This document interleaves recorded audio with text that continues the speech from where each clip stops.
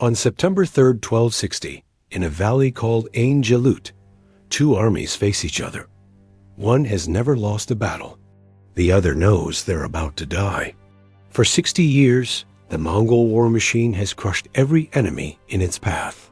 They've wiped entire cities off the map, killed millions, built pyramids from human skulls. From China to Eastern Europe, no army has ever stopped them, ever. But today, something different is about to happen.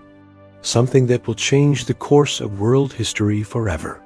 The Mongols are led by a general named Kitbuka. He's a Christian warrior who spent his life serving the Great Khan. His army has just conquered Damascus, Aleppo, and most of the Middle East. They're fresh off victories that seemed impossible. Nothing can stop them now. Facing them are the Mamluks of Egypt. These aren't ordinary soldiers. They're slave warriors. Men stolen from their families as children and trained to kill.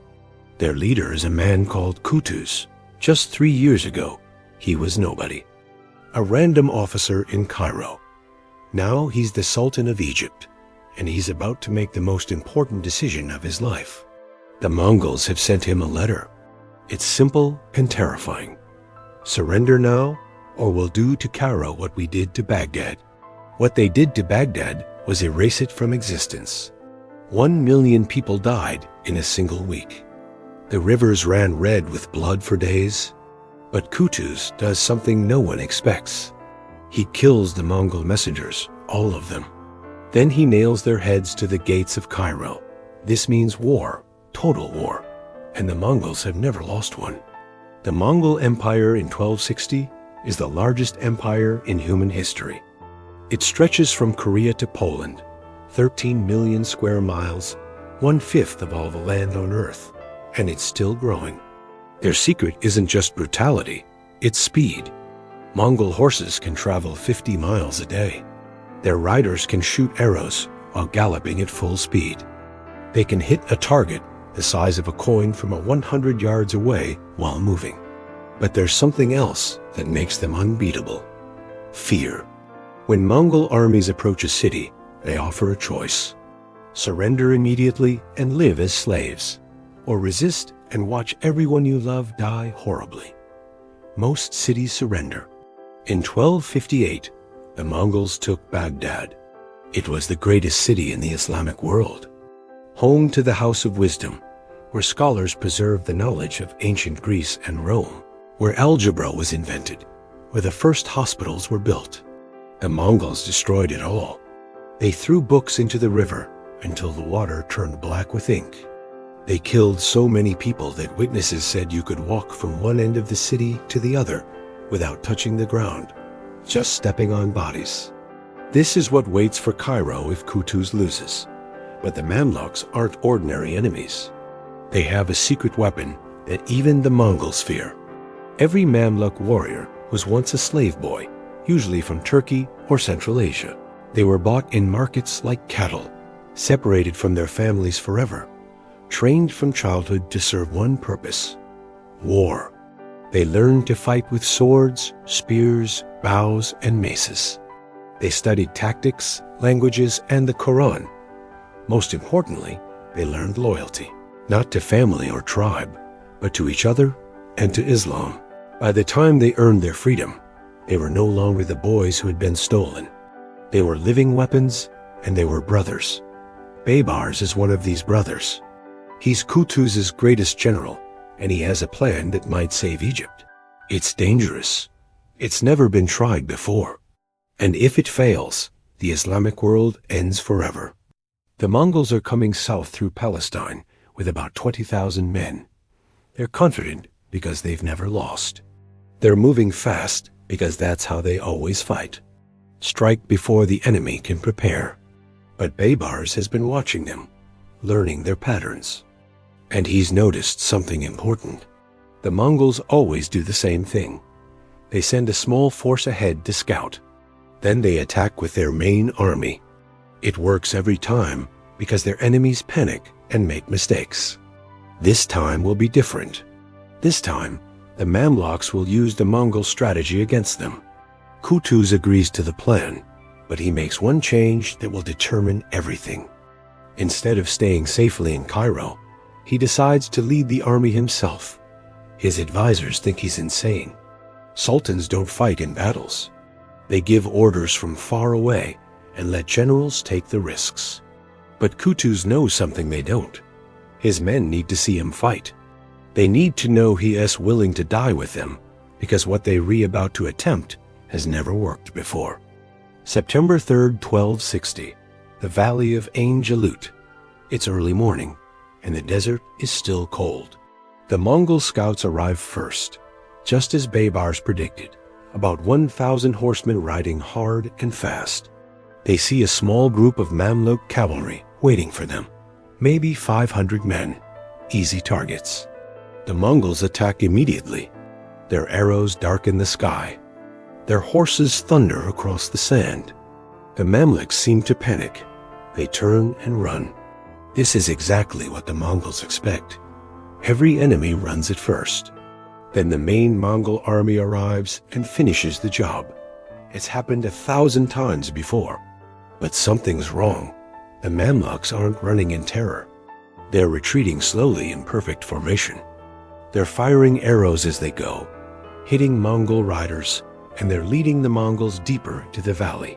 Kitbuka arrives with the main Mongol force, just as his scouts disappear around a bend. He can hear fighting ahead, but he can't see it. The valley walls are too high. The path is too narrow. He should be suspicious. He should send more scouts. He should wait. But he's a Mongol general, and Mongol generals don't wait. They attack. It's worked for 60 years. Why would today be different? The Mongol army pours into the valley like water through a funnel.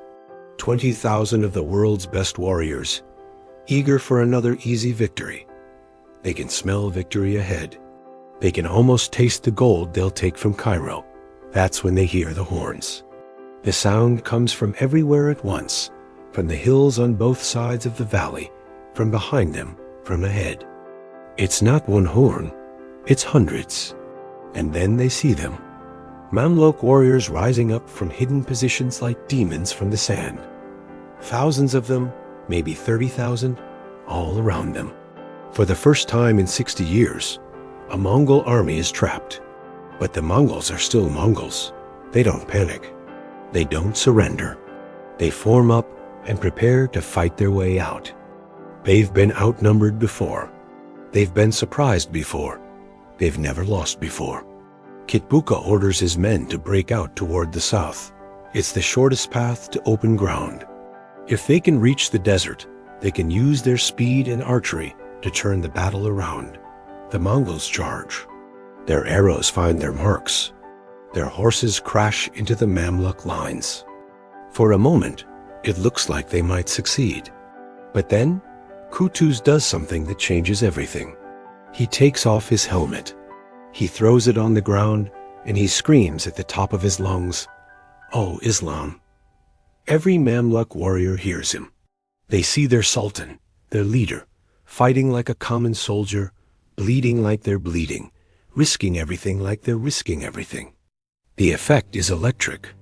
The Mamluks surge forward with a fury the Mongols have never seen. These aren't terrified farmers or soft city dwellers. These are professional killers who've trained their entire lives for this moment. The battle becomes a slaughter. But for the first time in decades, it's not the Mongols doing the slaughtering. Kitbuka fights like a lion. His sword cuts down a dozen Mamluk warriors before he's finally overwhelmed. With his last breath, he shouts defiance at his enemies. He dies as he lived, without fear. When the sun sets on September 3rd, 1260, almost the entire Mongol army is dead. A few hundred escape to tell the tale. The rest become carrion for desert vultures. But the real victory isn't just military. It's psychological.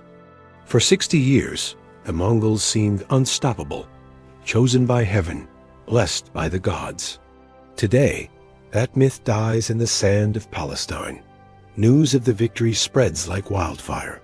From Cairo to Baghdad to Damascus, people who had lived in terror for decades suddenly dare to hope again. The Mongols can be beaten. A tide of conquest can be turned. In Mongolia, far to the east, the great Khan Mangi receives the news months later. For the first time since the empire began, a Mongol army has been completely destroyed. The western expansion stops immediately. Resources that would have been used to conquer Africa and Europe are redirected to other frontiers. The Mamluks use this breathing room wisely. Over the next few years, they recapture every city the Mongols took in Palestine and Syria. Baybars becomes the new sultan after Kutus is assassinated by his own officers. It's a reminder that medieval politics were always deadly, even among allies. But Baybars continues the campaign against the Mongols and the Crusader states. By 1300, the Mongol Empire is fragmenting. The unified war machine that once threatened to conquer the world breaks apart into competing kingdoms. They fight each other instead of expanding westward. The Mamluks rule Egypt and Syria for another 250 years. They become patrons of art, science, and architecture. Cairo grows into one of the richest cities in the world. The knowledge preserved in Islamic libraries helps fuel the European Renaissance centuries later. None of this would have happened if Kutus had chosen differently on that morning in September.